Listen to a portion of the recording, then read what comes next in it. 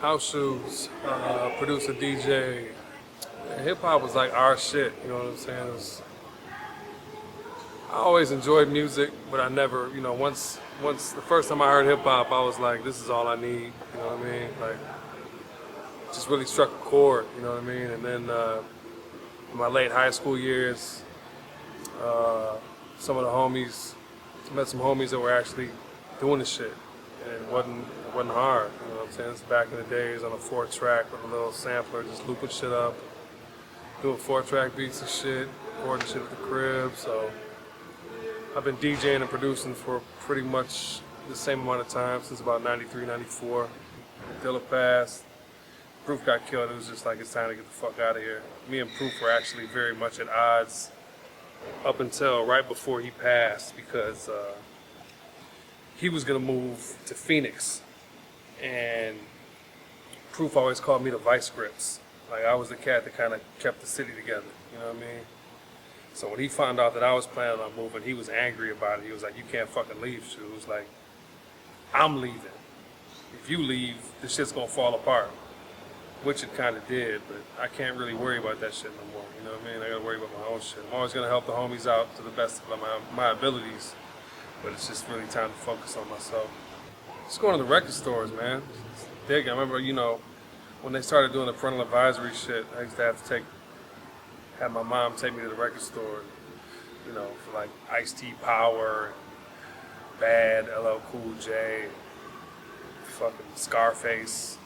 You know what I'm saying? So just being in the shop and buying the music. And there was a Music Land out here on the West Coast. It used to be Sam Goody, but back on the East Coast it was Music Land. And this old head, Martine, they used to kind of run the shop, and she just used to put me up on all the new shit. I used to have a notepad. They used to have a calendar, all the shit that was coming out for the next few months, and just looking forward to hearing the next shit. You know what I mean? Now it's just Google and download and steal the shit, but people used to really have a passion, you know what I'm saying, and just hit that record store every week and cop all the new shit. I've always kind of been self-inspired, you know what I'm saying? Definitely you hear shit here and there that'll make you be like, damn, I gotta get back on my shit, People will keep you on your toes. There's a lot of producers these days, there's a lot of music circulating. But for me personally, it's not about outside inspirations. It's just kind of an internal clock that kind of ticks down, and now, it's time to start making music again. I get that itch. Shit, putting a record out. You know what I'm saying? I fucking spent basically my entire career connecting dots and helping all the homies out, because I'm pretty well connected. And I never really used all my assets or my network to better my own situation. Just kind of overcoming all the charity shit that I do, and just trying to step outside that and handle my own shit, you know what I'm saying? I think I did a good job and put together a pretty classic record, permanent documentation. I'm classically trained, you know what I'm saying?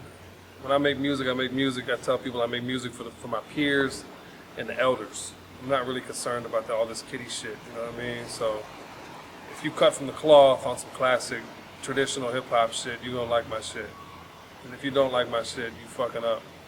It's not too much classic shit out here. When I created my record, I wanted to create something timeless, front to back. You just put it on and just let it run, you know what I'm saying? So whenever you get some shit from me, it's something that it's not gonna be a quick fix. It's gonna be something you can always go to when you're trying to hear some classic shit. DJHouseShoes.com. Lock it in and bookmark that shit. New shit every week.